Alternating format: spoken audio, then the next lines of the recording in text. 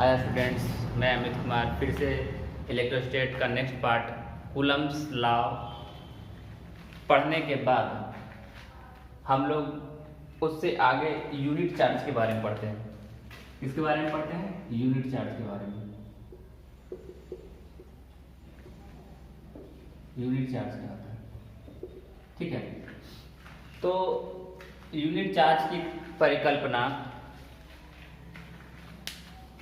वैज्ञानिकों द्वारा इस तरीके से की जाती है कि कोई भी दो आवेश हो उसे यूनिट मान लिया जाता है। ठीक है, तो जब भी यूनिट चार्ज की बात किया जाएगा इसका हिंदी क्या होगा? इकाई। ठीक है, इकाई आवेश। क्या हो गया? इकाई आवेश।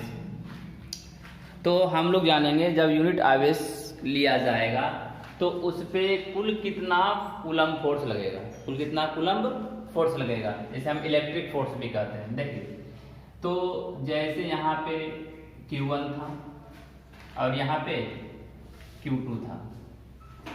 ठीक है, ये लाइन ज्वाइनिंग Q1 और Q2 आवेश के लाइन ज्वाइनिंग पे फोर्स लगता है इस तरीके से। तो यूनिट का मतलब क्या होता है कि यहाँ पे सब कुछ को 1 मानना है। ठीक है, जैसे ये आवेश है Q1 और यह आवेश है Q2, दोनों को एक कूलम्ब मानना है। प्लस में मानिए या माइनस में मानिए, या एक प्लस लीजिए एक माइनस लीजिए। ठीक है, प्लस माइनस लीजिएगा तो अट्रैक्शन, माइनस माइनस लीजिएगा तो रिपल्सन, और प्लस प्लस लीजिएगा तो रिपल्सन। क्लियर, इतना ही है। और बोला क्या गया है कि इसके बीच का जो डिस्टेंस रहेगा, मतलब सेपरेशन बिटवीन टू चार्जेज, दोनों चार्ज के बीच का दूरी जो रहेगा इसे भी आपको 1 मीटर लेना पड़ेगा। क्या लेना पड़ेगा? 1 मीटर लेना पड़ेगा। तो कूलम्ब्स के अनुसार कितना फोर्स लगेगा?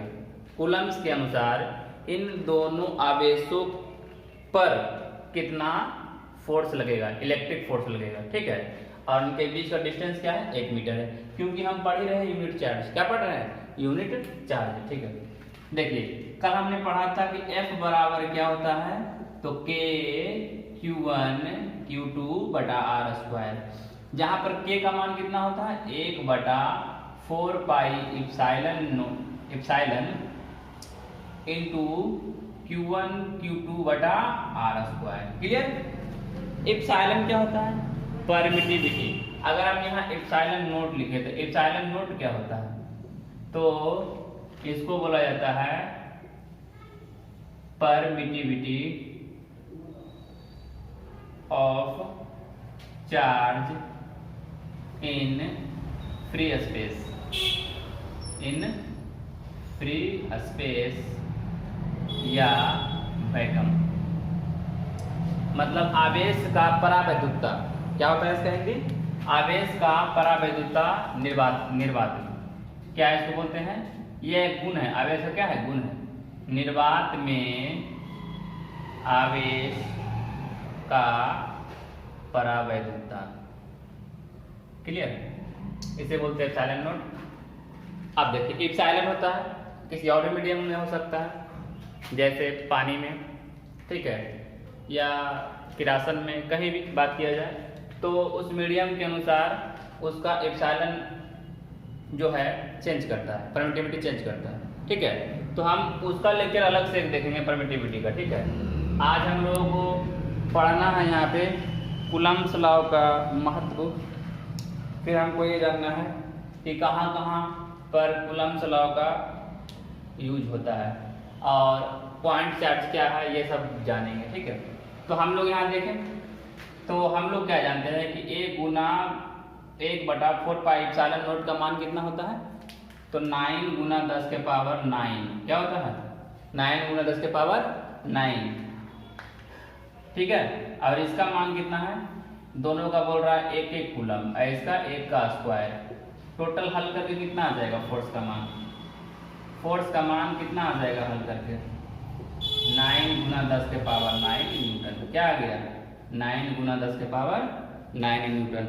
मतलब हम लोग बोल सकते हैं कि कहीं भी एक इकाई आवेश, 2 इकाई आवेश हो और उनके बीच की दूरी कितना हो? 1 मीटर हो, तो उन पे लगने वाला कूलम्ब फोर्स या इलेक्ट्रिक फोर्स कितना होता है? तो 9 गुना 10 के पावर 9 होता है। कितना होता है? 9 गुना 10 के पावर 9 होता है। क्लियर? ठीक है, ये आपका यूनिट चार्ज हो गया। ये यूनिट चार्ज की परिकल्पना इस तरीके से की गई। अब हम लोग आगे देखेंगे क्या पढ़े थे। तो हम लोग पढ़े थे कल कि electric force, electrostatic force gravitational force के 1/40 गुना या 1/39 गुना होता है। बताए थे 1/42 गुना भी होता है। तो वो हम लोग देखना चाहेंगे कि कहाँ कहाँ पे उसका क्या परिकल्पना है। ठीक है, चलिए देखते हैं कि वो किस तरीके से हम लोग निकालेंगे। तो सबसे पहले इसके लिए हम लोग क्या जानेंगे, यहाँ पे मैंने कुछ पॉइंट को लिख रखा है। यहाँ पर क्या लिख रखा है, कुछ पॉइंट को, ये जान लीजिए। हम लोग जानते हैं, इस पॉइंट को पढ़िए। हम लोग क्या जानते हैं कि इलेक्ट्रॉन का आवेश, चार्ज ऑफ इलेक्ट्रॉन बोलने का मतलब क्या है, इलेक्ट्रॉन का आवेश कितना होता है, -1.6 × 10 के पावर -19 कूलम, 19 कूलम। ठीक है। चार्ज ऑफ प्रोटॉन क्या होता है, ये माइनस में ये प्लस में। इलेक्ट्रॉन और प्रोटॉन दोनों का चार्ज बराबर होता है, लेकिन इलेक्ट्रॉन नेगेटिव होता है, प्रोटॉन पॉजिटिव होता है। ठीक है, आप लिखते रहिए। देखिए तो क्या हो गया, +1.6 × 10 के power -19 coulomb. Mass of electron मतलब इलेक्ट्रॉन का मास कितना होता है, कम होता है। प्रोटॉन का मास क्या होता है, ज्यादा होता है। मास ऑफ इलेक्ट्रॉन होता है 9.11 × 10 के पावर -21 kg और मास ऑफ प्रोटॉन कितना होता है, तो 1.67 × 10 के पावर -27 kg। अब हम लोग इसका यूज कहाँ करेंगे अभी बताते हैं। देखिए हमको एक डेरिवेशन था, क्या डेरिवेशन करना था, हमें एक डेरिवेशन करना था। वो डेरिवेशन क्या था, तो पहले इसे क्वेश्चन के तौर पर लिखिए। क्वेश्चन के तौर पर क्या होगा कि हम मतलब कि दो एक चार्ज यहाँ पे, एक चार्ज यहाँ पे। मान लीजिए कि हमने एक चार्ज यहाँ पे इलेक्ट्रॉन लिया, एक प्रोटॉन लिया, एक इलेक्ट्रॉन लिया और एक प्रोटॉन लिया। ठीक है, ये माइनस चार्ज, ये प्लस चार्ज। ये लाइन ज्वाइनिंग के इस तरीके से क्या होगा, इधर अट्रैक्शन लगेगा, ऐसे लगेगा, इधर ये इधर लगेगा। क्लियर, अट्रैक्शन होगा। बोला जा रहा है कि इस पे लगने वाला, इन दोनों के बीच का डिस्टेंस क्या है, इन दोनों के बीच का डिस्टेंस r है। तो बोला जा रहा है कि इन पे लगने वाला इलेक्ट्रोस्टैटिक फोर्स और इन पे लगने वाला ग्रेविटेशनल फोर्स का अनुपात क्या होगा या फिर कितना गुना होगा, ये निकालना है। निकालना है इसमें क्या है, इलेक्ट्रोस्टैटिक फोर्स, इलेक्ट्रोस्टैटिक फोर्स। देखिए निकालना क्या, इलेक्ट्रोस्टैटिक फोर्स और ग्रेविटेशनल फोर्स का अनुपात निकालना है। आप एनसीईआरटी किताब निकाल के देखिए, इसमें दिया हुआ है। उसमें क्या दिया हुआ है कि दो समान चार्ज लिया गया है, दो समान चार्ज, उसमें इलेक्ट्रॉन की बात किया गया था, दोनों इलेक्ट्रॉन लिया गया था। क्या लिया गया था, लेकिन हमने क्या किया, यहाँ पे एक इलेक्ट्रॉन ले लिया, एक प्रोटॉन ले लिया। एनसीईआरटी में देखिएगा दोनों इलेक्ट्रॉन लेके बनाया है। क्या लेके बनाया है, इलेक्ट्रॉन लेके बनाया है। तब वहाँ पे आंसर क्या आ जाता है, 42 आ जाता है। कितना आता है, 10 के पावर 42 आता है। दो इलेक्ट्रॉन रहेगा 10 के पावर 42, एक इलेक्ट्रॉन एक प्रोटॉन रहेगा तब 10 के पावर 39 और दोनों प्रोटॉन रहेगा तब 10 के पावर 36। इतना रेशियो आता है। ठीक है, तो हम लोग क्या देखेंगे, पहले यहाँ देखते हैं कि हम एक इलेक्ट्रॉन ले लिए। एनसीईआरटी में देखेगा तो क्या देगा, एक इलेक्ट्रॉन यहाँ पे, एक इलेक्ट्रॉन, दोनों इलेक्ट्रॉन लेके बनाता है, दोनों इलेक्ट्रॉन लेके बनाएगा तो आएगा 10 के पावर 42 आएगा। क्या आएगा आंसर, 10 के पावर 42 आएगा। तो हम थोड़ा सा मॉडिफाई करके क्या कर रहे हैं, एक इलेक्ट्रॉन यहाँ पर प्रोटॉन ले ले रहे हैं। क्या ले ले रहे हैं, प्रोटॉन ले ले रहे हैं। क्या अंतर है, क्या ही अंतर पड़ता है, दोनों का चार्ज तो सेम ही रहेगा। अंतर क्या का पड़ेगा, मास का अंतर पड़ेगा। ठीक है, अंतर तो कुछ पढ़ने नहीं जा रहा। ठीक है, तो हम लोग क्या करेंगे कि सबसे पहले हम लोग इसका सब कुछ पुट करके हम लोग इलेक्ट्रोस्टैटिक फोर्स के बारे में भी जानते हैं और ग्रेविटेशनल फोर्स के बारे में भी जानते हैं। पिछले क्लास में कल ही हमने पढ़ा था। ठीक है, इलेक्ट्रोस्टैटिक फोर्स और ग्रेविटेशनल फोर्स के बारे में बढ़िया से। तो रेशियो देखिए, इलेक्ट्रोस्टैटिक फोर्स बराबर क्या होता है, K(Q1 Q2) बटा r²। K का मान कितना होता है, 9 गुना 10 के पावर 9 गुना, अब Q1 Q2 लिखा हुआ है, आवेश है ना, Q1 Q2 क्या है, आवेश है।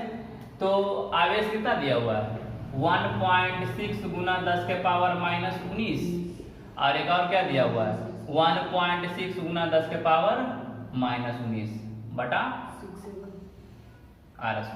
क्या 67 नहीं, आवेश है ये, चार्ज आवेश की बात की है। Q1 Q2 आवेश होता है, मास थोड़ी ना होता है, मास है ये 67। ठीक है, ये आवेश, आवेश दोनों का सेम होता है।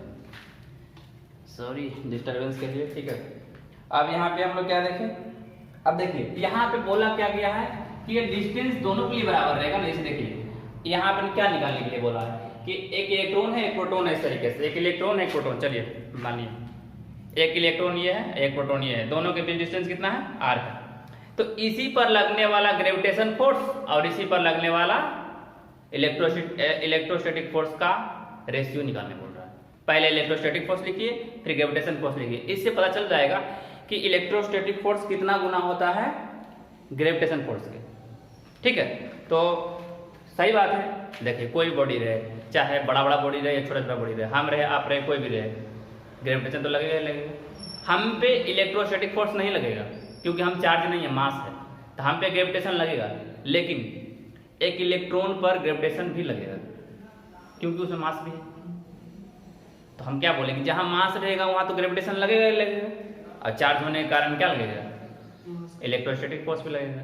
तो दोनों लग रहा है, तो वही रेशियो पूछ रहा है क्या अनुपात होगा, किसका ज्यादा होगा। तो इलेक्ट्रोस्टैटिक फोर्स का ज्यादा होता है, वही हम कैलकुलेशन के द्वारा साबित करने चाह रहे हैं। ठीक है, देखिए तो हम लोग क्या देख लिए, अब हम निकालेंगे ग्रेविटेशन फोर्स। तो क्या हो जाएगा, ग्रेविटेशन क्या होता है Gm1m2 बटा आर स्क्वायर। ये क्या होता है बोलिए, जी का मान कितना निकाल पाए थे कल, 6.67 गुने 10 के पावर -11 होता है ना जी का मान। कैपिटल जी का मान क्या होता है 6.67 गुने 10 के पावर -11। और यहाँ पे क्या हो जाएगा, मास m1 m2। देखिए ये इलेक्ट्रॉन प्रोटॉन, मास इलेक्ट्रॉन का मास प्रोटॉन का, देखिए कितना आ जाता है, आ जाएगा 9.11 गुने 10 के पावर -31 और इंटू 1.67 गुने 10 के पावर -27। Clear, are square. यही दोनों का भागा पढ़ना है, यही दोनों क्या पढ़ना है, भागा पढ़ना। क्या बोल रहा है, ये निकालने के लिए एफ ई और बटा एफ जी निकालने के लिए बोल रहा है। जब भागा दीजिएगा तो क्या होगा, दोनों का डिस्टेंस, तो देखिए इलेक्ट्रोस्टैटिक फोर्स या ग्रेविटेशन सेम डिस्टेंस पे लग रहा है। डिस्टेंस क्या है, सेम डिस्टेंस है, डिस्टेंस सेम है। सेम डिस्टेंस होने के कारण ये आर स्क्वायर क्या हो जाएगा, कट जाएगा, भागा लगेगा ना। ई से जिसे ई को जी से भागा लग रहा है, ऐसे इस तरीके से, ऐसे बड़ा वाला में भागा लग रहा है, कर दिए, भागा दे दिए आराम से। आर स्क्वायर क्या किया, कैंसिल कर दिया। अब बाकी जो बचा है उसको लिख दीजिए, क्या बचा है 9 गुने 10 के पावर 9 और गुने ये क्या हो जाएगा, स्क्वायर हो जाएगा। ये क्या हो जाएगा 1.6 का होल स्क्वायर कितना हो जाएगा, 16 का स्क्वायर कितना होता है बताइए 256, मतलब 2.56 और गुने 19 कितना हो गया 38, 10 के पावर -38 बटा 6.67 गुने 10 के पावर -11। यहाँ पर कितना हो जाएगा, जो भी हो जाएगा, यहाँ 27 और 31 कितना हो जाएगा, 27 और 31 कितना होगा 8 58 ठीक है। इसे हल करने के बाद ये कितना आएगा 9, यहाँ समथिंग आ जाएगा 11 पॉइंट समथिंग कुछ आ जाएगा। ठीक है, चाहे लिख दीजिए, पूरे लिख दीजिए, क्या दिक्कत है 9.11, यहाँ कितना है 1.67। ठीक है, जब इसे हल कीजिएगा तो आ जाएगा 2.3 गुने 10 के पावर 39। कितना आ जाएगा 2.3 गुने 10 के पावर 39। देखिए अब यहीं पे आप लोग क्या कर सकते हैं, एक मेमोराइज कर सकते हैं नोट दे करके, कि जब एक इलेक्ट्रॉन हो और एक प्रोटॉन हो और डिस्टेंस r हो, तो इन दोनों के बीच कितना बल लगता है, इन दोनों के बीच का अनुपात कितना होता है, ये होता है 10 के पावर 39 के रेशियो में। कितना 10 के पावर 39 के रेशियो में, पहला हो गया। दूसरा, अगर एक इलेक्ट्रॉन हो और दूसरा भी इलेक्ट्रॉन हो तब कितना लगता है 10 के पावर 42 के रेशियो में लगता है। तीसरा क्या हो जाएगा, एक इलेक्ट्रॉन हो और दोनों प्रोटॉन हो, एक प्रोटॉन हो और दूसरा भी प्रोटॉन हो और दोनों के बीच का डिस्टेंस r हो, तब यहाँ 10 के पावर 36 के रेशियो में बल लगता है, 10 के पावर 36 के रेशियो में। मतलब साफ साफ बोल सकते हैं कि इलेक्ट्रोस्टैटिक फोर्स, एक इलेक्ट्रॉन एक प्रोटॉन हो तो 10 के पावर 39 गुना ज्यादा होगा इलेक्ट्रोस्टैटिक फोर्स ग्रेविटेशन फोर्स से। एक इलेक्ट्रॉन हो और दूसरा भी इलेक्ट्रॉन हो, तब हमारा इलेक्ट्रोस्टैटिक फोर्स ग्रेविटेशन फोर्स से 10 के पावर 42 गुना ज्यादा होगा। अगर एक प्रोटॉन हो और दूसरा भी प्रोटॉन हो, तब इलेक्ट्रोस्टैटिक फोर्स ग्रेविटेशन फोर्स से 10 के पावर 36 गुना ज्यादा होगा। क्लियर, यही कॉन्सेप्ट था। ठीक है। अब हम लोग नेक्स्ट टॉपिक परावैद्युता का एसआई मात्रक देखने जा रहे हैं, ठीक है। तो परावैद्युता का एसआई मात्रक क्या होता है? इससे पहले हम लोग क्या देखे थे कि जो कांस्टेंट होता है के, इसका एसआई मात्रक क्या हुआ था? कांस्टेंट के का एसआई मात्रक क्या था? तो कांस्टेंट के का एसआई मात्रक था न्यूटन मीटर स्क्वायर पर कूलम स्क्वायर, था ना? क्या पढ़े थे? के का एसआई मात्रक पढ़े थे, कल के क्लास में हम लोग पढ़े थे, न्यूटन मीटर स्क्वायर पर कूलम स्क्वायर पढ़े थे ना। तो हम लोग यहाँ पे लिखते ऐसा यूनिट, तो क्या लिखेंगे? इसके लिए आप लिखेंगे न्यूटन मीटर स्क्वायर पर कूलम स्क्वायर, कोई दिक्कत नहीं। और साथ ही साथ हम लोग जब 11th क्लास के फिजिक्स में यूनिट एंड डायमेंशन पढ़ते हैं, तब हम लोग पढ़ते हैं कि जो अंक होता है, ठीक है, या अनुपातिक राशि होता है, ट्रिगोनोमेट्रिकल रेशियो होता है, या फिर लॉगरिथम होता है, इसका एसआई मात्रक नहीं होता है। पाई भी क्या है? आपका एक अंक है। पाई का मान कितना होता है? 3.14। तो पाई भी एक अंक है, 4 भी एक अंक है, 1 भी एक अंक है, तो इसका एसआई मात्रक तो होगा नहीं, ना ही इसकी बीमा होगी। तो यहाँ पर क्या हो गया आपका 1/इप्सिलॉन नॉट। क्या हो गया? 1/इप्सिलॉन नॉट, क्योंकि ना तो आपका 4 का ना ही पाई का, ये सब का एसआई मात्रक आपका होगा नहीं। तो इप्सिलॉन नॉट का एसआई मात्रक क्या हो जाएगा? इप्सिलॉन नॉट बराबर क्या हो गया? 1/न्यूटन मीटर स्क्वायर कूलम स्क्वायर। उल्टा कीजिएगा तो क्या हो जाएगा? न्यूटन पर मीटर, मीटर के पावर -2, और यहाँ पर प्लस में हो जाएगा सी। क्या हो जाएगा? प्लस में हो जाएगा यहाँ पर सी। अगर इसी में आपको बीमा निकालने के लिए बोला जाए तो बीमा भी निकल जाएगा। हम आपको बताए थे कि के का बीमा क्या था? के का एसआई मात्रक ये था। के का बीमा क्या था? कल क्या पढ़े थे आप लोग? के का बीमा था मीटर ml के पावर 3 t के पावर -4 a का पावर -2, था कि नहीं था? ml का पावर 3 और क्या था? t का पावर -4 और a का पावर -2 था।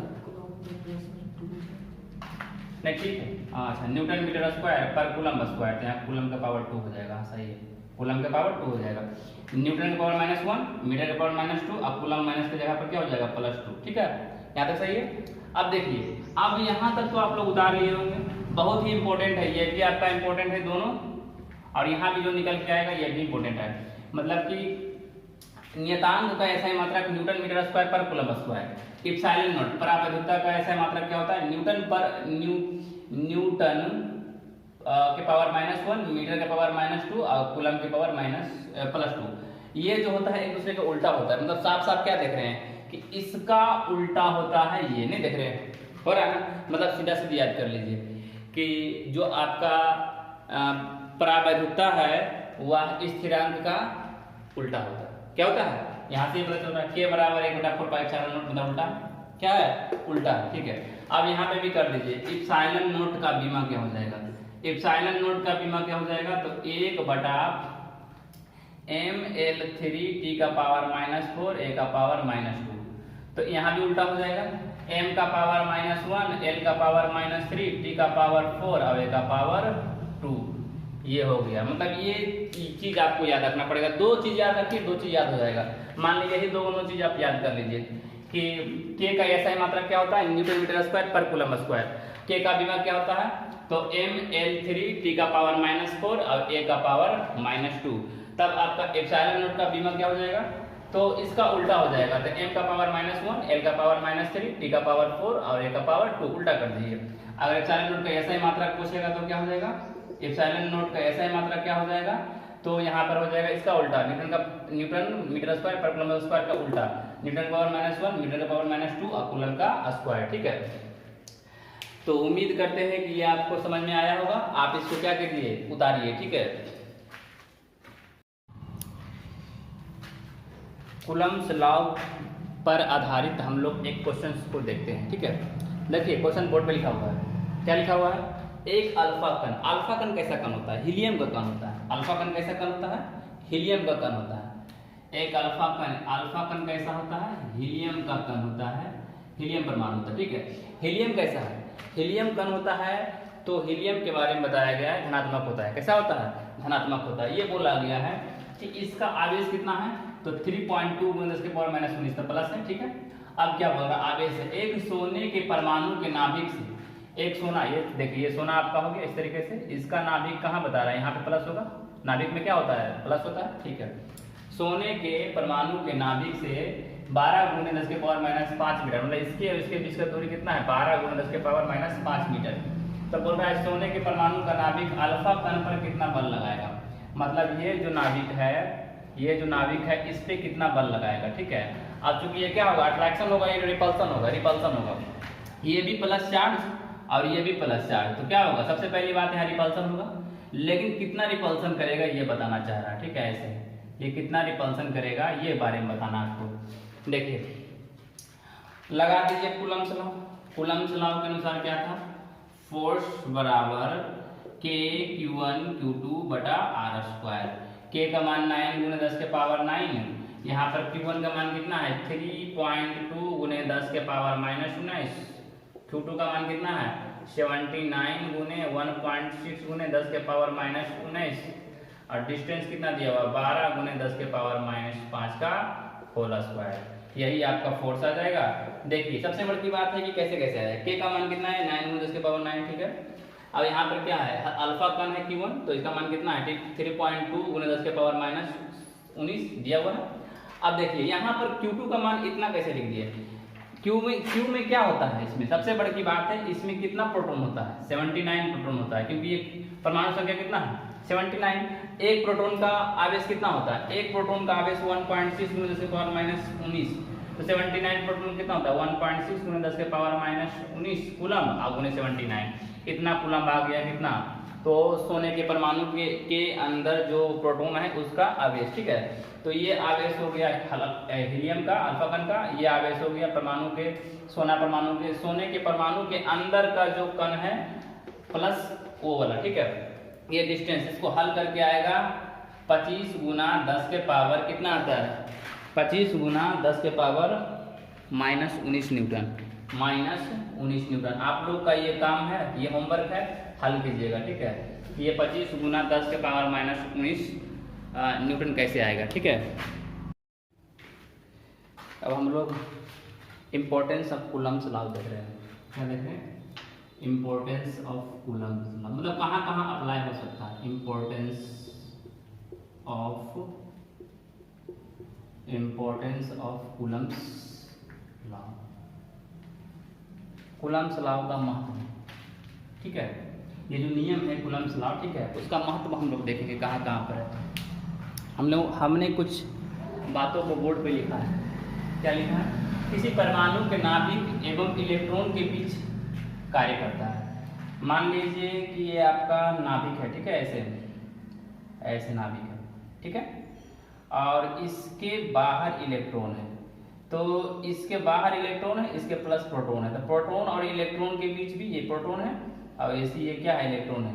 तो एक परमाणु के नाभिक में प्रोटॉन और परमाणु के जो कक्षा है चारों तरफ घूमने वाले ऑर्बिटल, उसमें क्या होते हैं इलेक्ट्रॉन्स, तो दोनों के बीच भी ये कूलम्ब्स लॉ लागू होता है, दोनों के बीच ये क्या लगता है कूलम्ब्स लॉ लागू होता है।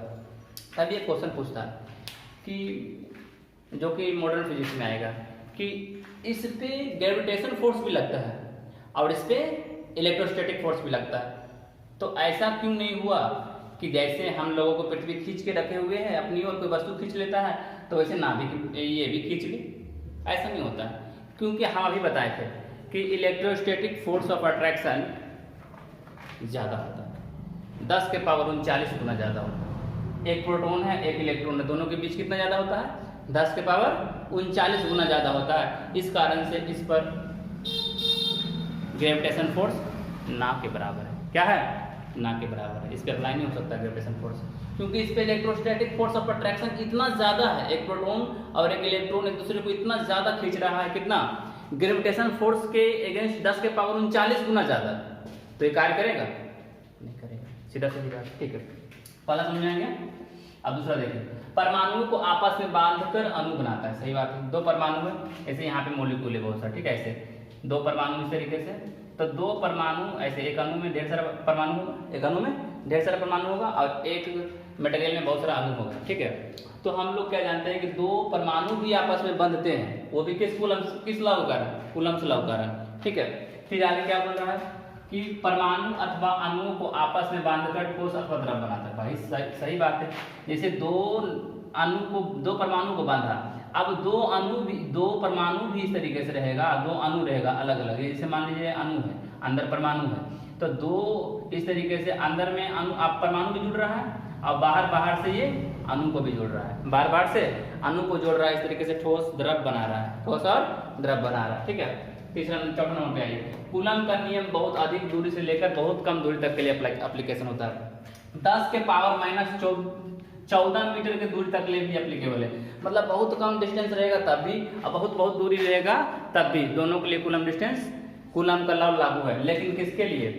पॉइंट चार्ज के लिए, छोटा चार्ज के लिए, बहुत बड़ा वाला चार्ज नहीं होना चाहिए। आगे देखिए क्या बोल रहा है। एक स्थिर विद्युत कणों के द्रव्यमान पर निर्भर नहीं करता। सही बात है, अभी तो पढ़े कूलम्ब्स लॉ पढ़े तो क्या देखे, एक बराबर क्या होता है K Q1 Q2 बटा R स्क्वायर। मतलब चार्ज पे निर्भर करता है, मास पे नहीं। चार्ज पे निर्भर करता है, मास पे नहीं। मास पे निर्भर करता है तो फिर आता है ना ग्रेविटेशन मास पे निर्भर करता है। ग्रेविटेशन मास पे निर्भर करता है, चार्ज पे नहीं। और इलेक्ट्रोस्टैटिक फोर्स ऑफ अट्रैक्शन मतलब कूलम्ब्स जो फोर्स है वो किस पे पालन करता है? चार्ज पे करता है, मास पे नहीं। क्लियर? वही बोला जा रहा है। अगला देखिए, बोल रहा है कम दूरियों पर बहुत ज्यादा बल लगता है। सही बात है, कम दूरी पर ज्यादा बल और ज्यादा दूरी पर कम बल। अब बोल रहा है जिसका मान कणों पर के आवेशों की प्रकृति पर निर्भर नहीं करता है। सही बात है, प्रकृति पर निर्भर नहीं करता है। प्लस रहे या माइनस रहे या प्लस माइनस रहे, सब पर बराबर लगेगा, सब पर बराबर लगेगा, वो बोलना चाह रहा है, ठीक है। फिर क्या बोल रहा है, इस बल को नाभिकीय बल बोलते हैं। इस बल को क्या बोलते हैं? नाभिकीय बल बोलते हैं। कुछ और जान लेते हैं हम लोग, ठीक है। कुछ और क्या जानेंगे कि एक्सटेंडेड फॉर्म में ये नहीं लगेगा। मतलब बड़ा चार्ज अगर हम लोग इस तरीके से ले लिए, ऐसे एक बड़ा इस तरीके से, ऐसे प्लस करके बड़ा ले लिए, इधर भी प्लस करके या माइनस करके ले लिए बड़ा, तो ये दोनों के बीच क्या होगा? कूलम्ब्स लॉ लागू नहीं होगा एक्सटेंडेड फॉर्म में। छोटा होना चाहिए। क्या होना चाहिए? छोटा चार्ज होना चाहिए। छोटा चार्ज होगा तो लगेगा, डिस्टेंस ज़्यादा रहेगा तो कम लगेगा और डिस्टेंस कम रहेगा तो ज़्यादा लगेगा। ये होता है, ठीक है। ये था इंपॉर्टेंस ऑफ कूलम्ब्स लॉ। और भी कुछ जानते हैं, थोड़ा और देखना चाहते हैं हम लोग, क्या देखेंगे? तो बोला जा रहा है कि दो प्रोटॉन या दो इलेक्ट्रॉन, क्या बोल रहे हैं फिर से सुनिए, दो प्रोटॉन ऐसे, दो प्रोटॉन रहे ऐसे, P यहाँ भी P, या फिर दो इलेक्ट्रॉन E, दो प्रोटॉन प्लस चार्ज या माइनस चार्ज, या फिर एक इलेक्ट्रॉन माइनस एक प्रोटॉन प्लस, ऐसे दिख रहा है? क्या बोल रहे हैं? दो प्रोटॉन, दो इलेक्ट्रॉन या एक प्रोटॉन समान दूरी पर हो, मतलब ये भी R, समान दूरी पर हो। दो प्रोटॉन, दो इलेक्ट्रॉन या एक प्रोटॉन या एक न्यूट्रॉन, एक प्रोटॉन या एक इलेक्ट्रॉन। क्या बोले? दो प्रोटॉन, दो इलेक्ट्रॉन या एक प्रोटॉन प्लस एक इलेक्ट्रॉन, इस तरीके से कॉम्बिनेशन समान दूरी पर हो तो समान कूलम्ब बल लगेगा। क्यों बता सकते हैं? क्योंकि चार्ज ऑफ इलेक्ट्रॉन और चार्ज ऑफ प्रोटॉन बराबर होते हैं। यही कारण है कि हम यहाँ लिख के रखे हैं, चार्ज ऑफ इलेक्ट्रॉन और चार्ज ऑफ प्रोटॉन क्या होते हैं? बराबर होते हैं। ठीक है, ठीक।